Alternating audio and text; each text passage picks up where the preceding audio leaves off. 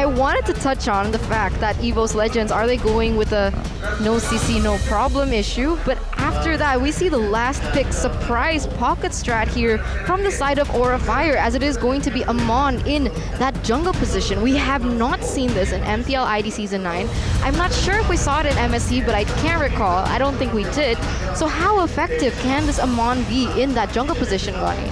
I mean, looking at the composition from the side of EVOS, it's quite squishy right there. There is a carry, there is also a lane who has been nerfed. So I feel like this Aemon could easily target those type of players, you know, looking for pickoffs, played Bush well, and we'll see though. But again, it's not easy as an Aemon because Aemon himself is quite glass cannon hero as well.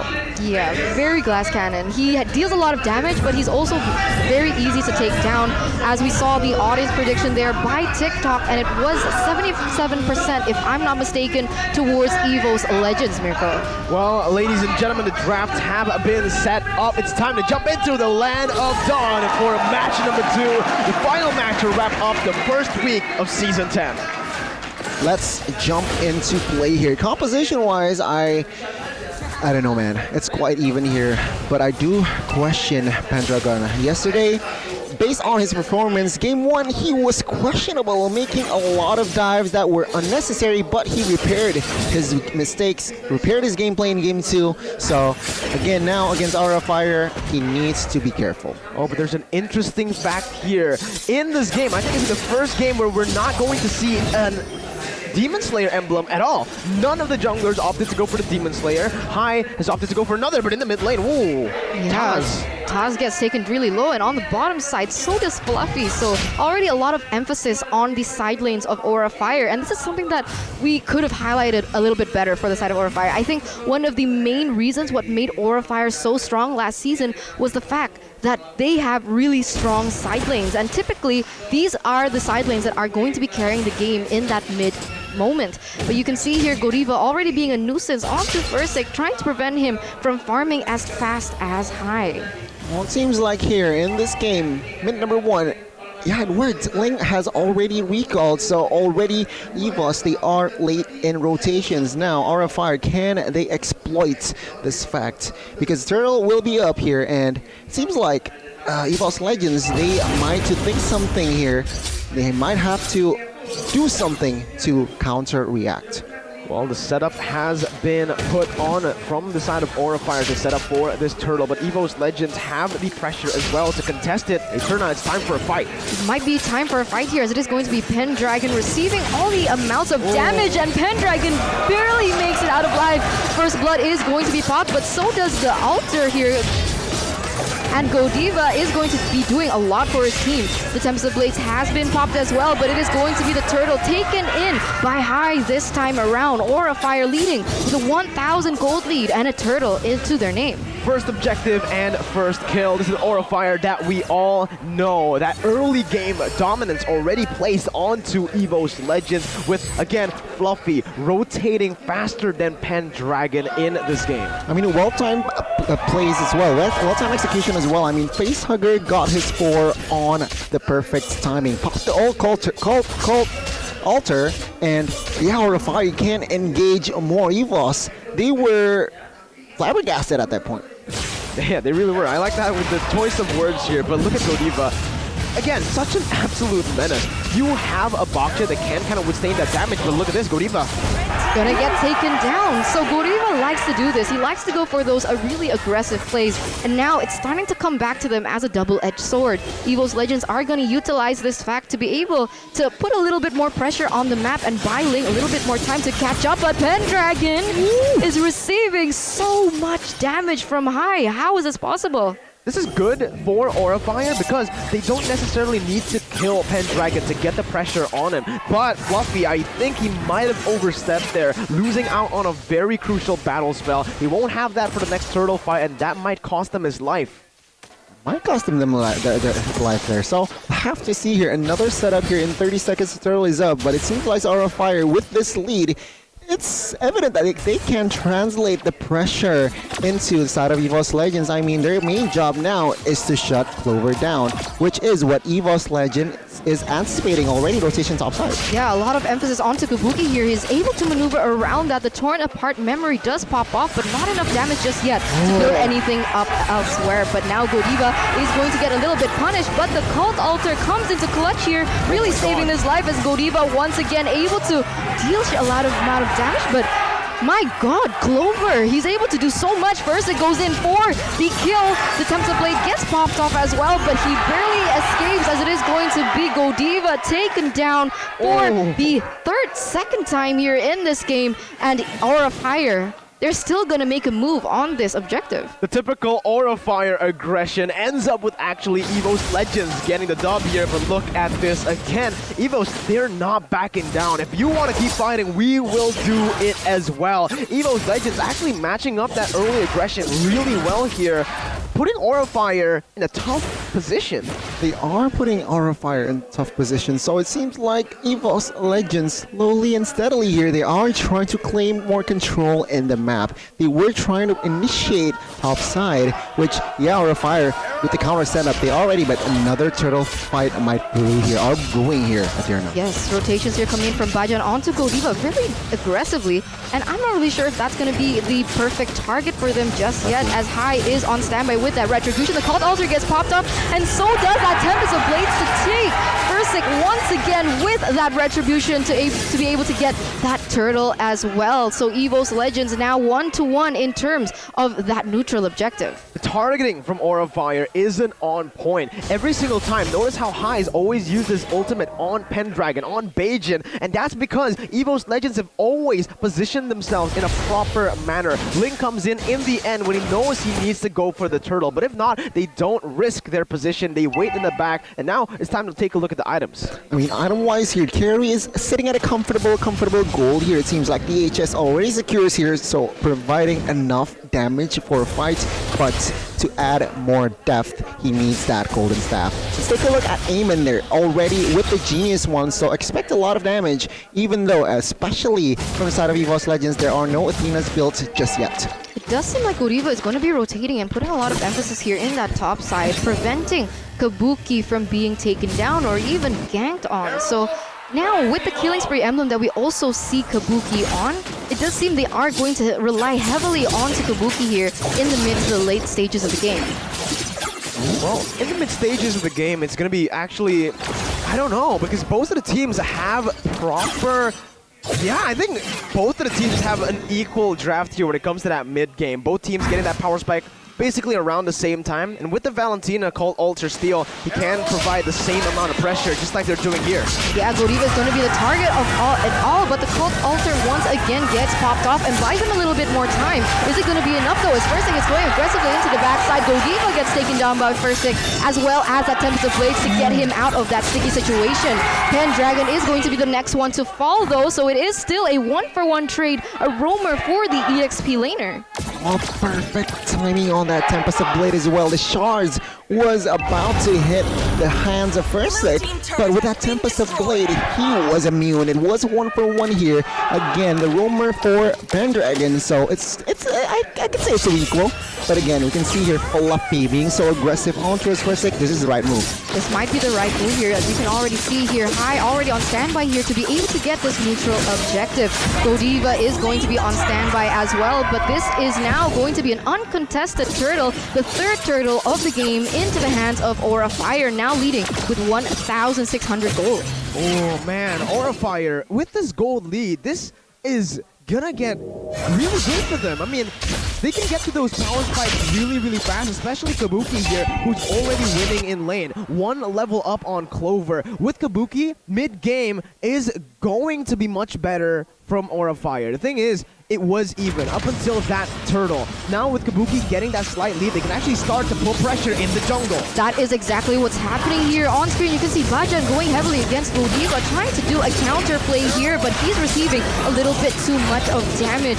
Pendragon doing his best. They're buying time in that mid side as Facehugger gets taken down so low, but luckily he does still have the time to escape that situation. Luckily, Sprint was there it was inside him. And yeah, take a look at Kabuki already with Wieldy.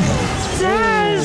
Is he going to get taken down? The answer is going to be yes. Clover already dealing an immense amount of damage onto the members of Aura Fire now as they are forced to retreat. This is going to inhibit Aura Fire from being too aggressive. That was super fast though. Did you see how Taz reacted to that? He clicked on his Cult Altar almost instantly as he saw High pop out of his stealth. And those little crazy wins is going to be so important as Kabuki just deals so much damage with that Torn Apart memory, and they're pushing the pace here, trying to siege out the base. Gajan is going to be the focus, and he is going to be the one taking down Aura Fire with yet another kill. Clover now caught in a bad situation here. Kai, unfortunately, is not yet able to take him down. A little stalemate here between... Oh my god, but what? Kabuki with the Torn Apart memory going to seal the deal onto Clover in that top side, giving once again Aura Fire a better lead here in the 10th minute. What an incredible display of crisp, clean decision-making by Kabuki. Even though EVOS had everyone up, he knows that no one was there to defend Clover. I almost miscalculating that. It could have been a blunder, but there was no EVOS members to capitalize. And now it's time for them to look for another fight. Cult Altar is going to be popped here from the side of EVOS Legends as Taz is going to be the focus, and Killing Spree instantly is able to be taken by the side of Kabuki. Once again, that Torn Apart memory comes into clutch as two members now taken down. Aura Fire, they're not stopping. Connie, what happened? It felt like after that one team fight, Aura just took complete control of the game. Itemization, man. High already collected his Divine Glaive and Calamity Reaper, so the basic attack and as well as the penetration comes in. Percentile projection is there. And of course, Kabuki with that BOD, I mean, it's so evident, right? The damage is just so much. So much damage right now, as you can see that the Lord is already marching in that top side. Aura Fire gonna focus and take away that turret in that mid side, as High seems to be looking for a play on Taz. He is going to be taken down, but look at this. Fluffy goes in for that Falling Star Moon onto two members. There is no follow-up just yet, as they don't want to gamble this one out. The minions are still marching down there in that mid side, but Aura Fire, they're just focusing on that bottom lane. Yeah, they know what to take here. They're being disciplined about it. They don't want to force any crazy team fights. They know that the game is on their hands. With a 6,000 gold lead, all they need to do is keep on going for those crazy sieges. Maybe zone the enemies away. Oh, this might be a mistake here. Vent Dragon once again gets bursted down into the hands of Kabuki. Kabuki once again showing that he is the highlighted key player of Aura Fire with such an aggressive stance on that Brody. Man, this is a one-sided game. It's building up. It's shaping up to be a one-sided game. 7,000 gold here for the side of Aura Fire, and only the basters are left for EVOS Legends. Aura Fire, they are getting all of those structures here, and Facehugger adding another important item. It's the Glowing Wand. Ooh. Adding DPS. Adding DPS, adding dot as well to his composition of items right now, as we are going to take a look at the player head-to-head as well for and by the head of shoulders between Clover as well as Kabuki. And it does seem like when it comes to GPM as well as KDA, Kabuki wins those rankings. Yeah. You know, for the side of objective-wise, I mean, average turret damage it is heavily leaning towards Clover. But in this game, it's the other way around. I mean, Kabuki winning in all four departments based on this game. And as of right now, Aura Fire, they are playing the slow move here. Seems like they do not want to overcommit on towards anything just yet. They are seeking for information, and Pendragon, who has been taken down 4 times this game, needs to be careful, man. Yeah, they need to be very, very careful. I think Aura watched yesterday's game where Bigatron Alpha had this kind of lead, but look at this. High getting caught. Uh-oh, but the Cult Altar does get popped up. It does buy them a little bit more time as well, as Fluffy is going in for the gangs. That Falling Star Moon connects on to 3 members. It is going to be EVOS Legends trying to disengage from the aggression coming in from Aura Fire, but once again, very smart maneuver by Aura Fire and really good defensive by EVOS Legends as well. It was amazing. They got 4 ultimates for only 2 of theirs, and there, oh my god, the damage from High, just way too much, able to almost burst Ling down, and now it comes down to how EVOS Legends maneuver around. It seems like now EVOS Legends, they are still hovering around the area here, but be careful. Being Fight my crew. careful is going to be something that they really need to take into consideration now. The calm before the storm as Aura Fire as well as EVOS Legends are looking for a setup, but on the corner, the Tempest Blades has been popped off, but even without that, they were able to get one member from the side of Aura Fire down. This gives them a man advantage. Are they going to go for that Lord?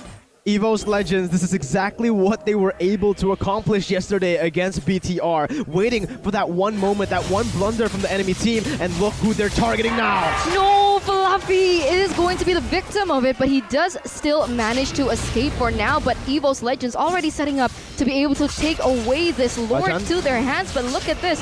Bajan might be in trouble for now, but he is very sustainable. But the damage goes in. Look how much damage Hai is doing as the Falling Star mode lands onto Pendragon. He is still able to maneuver around that. And once again, a disengage coming in from both teams. 7.7k gold lead though, Gani, with this. What does EVOS need to do to actually take control of the Lord Pit? I mean, it's quite interesting, right? They were a man out, but they could not commit to the Lord. And now, Aura Fire, they were the ones who initiated and get the Lord. So with this momentum build here, EVOS Legends, they have a low-key high ground, a good high ground here. With Valentina, with as well as Uranus, can provide fast clear, medium clear, but Aura Fire, with this Lord push, they might look for 2 base turrets. With, take a look at the economy, right? 10,000 gold difference. They manage to give the farm towards a Kabuki, who is now on his way towards Immortal. So the second life could come in clutch. Immortal has been secured here by Kabuki. So again, expect aggressive plays from this guy. And another thing to add is Amen. Hai, he collected the Feather of Heaven. So again, sustainability, sustainability, sustainability. Glass Cannon for Hai right now, as that's going to be the Lord coming down to that top side. And Aura will try to utilize Kabuki's damage and his basic attack on Brody to siege down more turrets on the base. They need to look for an end very, very soon though, because if not, EVOS Legends can just stay in the mid, stay in the base until Clover is able to deal that much damage. Yeah, we can see here that already the Cult Altar has been popped because the damage has been placed as the Torn Apart Memory gets popped off as well. There is not much damage happening onto the side of EVOS Legends, as before that even started, Aura Fire was actually able to bait out that Tempest Blades coming in from Versik, with the damage coming in from Hai with his ultimate. Oh, Bajan, whoa, whoa, whoa! This might be a mistake. He gets popped out with so much damage, but look at this. It's actually going to be Taz taking away Godiva firsthand. Cult Altar is going to be placed once again to buy them a bit more time, but with one man down, even EVOS Legends, they don't want to commit onto this. And I really like how Valentina is playing, how Taz is playing on this Valentina. Always just trying to steal away the Cult Altar. Never trying to be too creative with it, as we've seen Valentinas in the past do. Damage dealt presented to you by Axe, though, shows that Hai is dealing so much damage, but followed there by Facehugger and Kabuki with a very slight margin. Yeah, I mean, 3 members from the side of Aura here is on top. So again, Aura Fire with their somehow items, of course, they can give maximum damage output here towards the side of EVOS Legends. That is what EVOS Legends need to be aware of. They need to build a defensive lead, but take a look at Fluffy here, taking a chunk of HP from Clover here. But EVOS Legends, they can breathe a sigh of relief for now, even though they are down 10k. But it seems like they are not really defending their base.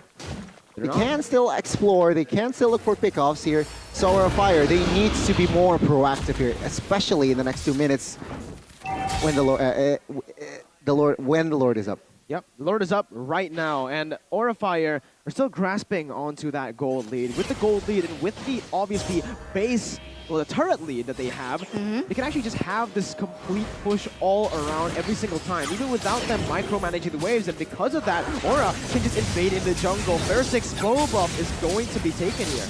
Yeah, it does seem like that is going to be the case, but look at this. It can be Fluffy here, taking an immense amount of damage. The Cult Altar has been placed as well, but look at Versik. He goes in straight into the middle of everything with the Tempest of Blades, but Hai still has another chance. Actually, he doesn't, as Hai, one of the most important members from the side of Aura Fire to be able to contest this next neutral objective, is going to be taken down. Will they go for it as the minion waves in that bottom side is pushing? This is where the wave pressure is going to be insane. It's going to be big for Aura Fire because with the waves, they can actually buy more time for Hai to come back. And in the 19th minute mark, the death timers aren't that punishing yet. It's still Hai now on a 20-second death timer. They can buy time for this, but they need to play it right. EVOS Legends on the Lord, but Aura, they need to force them back. We can feel the energy coming in from the audience right now, but look at this. Versik is going to be in trouble here. The Tempest of Blade is going to be forced to pop up. There is the Cult Altar right now, but look at Kabuki. Kabuki is going to try the end the game. The tower is going to be the target, and without the Lord, no problem. Aura Fire is going to take game number 1 against EVOS Legends. Exactly how I said it. The minion waves will be massive in that moment where EVOS are forced to take the fight, to push onto the Lord. That desperate play in the end after getting Hai was what tunnel visioned them to